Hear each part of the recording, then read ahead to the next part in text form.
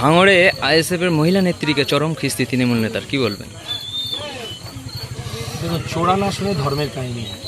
যার যেটা স্বভাব, কুকুরের লেজ কখনো সোজা করতে পেরেছেন?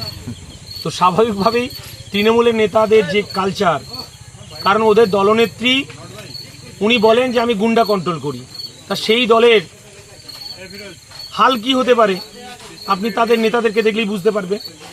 কারণ ওদের দলের নেতারা রাত্রি 12টার পর আমার মায়েদেরকে পিঠে পুলি বানাতে জোর করে ডেকে নিয়ে যায়, চটুল নাচে নাচতে হয়। আমার বাংলায় মায়েদেরকে ধর্ষিতা হতে হয়। আমার বাংলার ডাক্তার যে মানব সেবা করছে তাকে হসপিটালে ধর্ষিতা হতে হয়। আমার এই বাংলায় 10 বছরের তামান্নাকে খুন হতে হয়।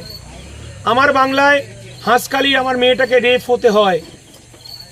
কামদুনির আমার মাকে রেপ হতে হয়, কামদুনির আমার বোনটাকে রেপ হতে হয়। এই সরকার বারবার যারা সমাজ বিরোধীদের পাশে এসে দাঁড়িয়েছে, কারণ দিনের শেষে তাদের হাতে বোমাগুলি পিস্তল এই তৃণমূল তুলে দিয়ে এই বাংলার গরিব খেটে খাওয়া শ্রমজীবী মানুষের অধিকারকে লুট করেছে, পঞ্চায়েতি ব্যবস্থাকে লুট করেছে, পৌরসভার ব্যবস্থাটাকে লুট করেছে, সর্বোপরি এই বাংলার মানুষের অধিকারকে লুট করেছে, বাংলার গণতন্ত্রের কণ্ঠরোধ করেছে তৃণমূল কংগ্রেস। স্বাভাবিকভাবেই এদের কাছে ভালো ভাষা এই বাংলার মানুষ শুনতে পাবে না। তাই 2026-এ এই বাংলার মানুষ ঐক্যবদ্ধ হচ্ছে, এই তৃণমূলকে বিসর্জন দেবে।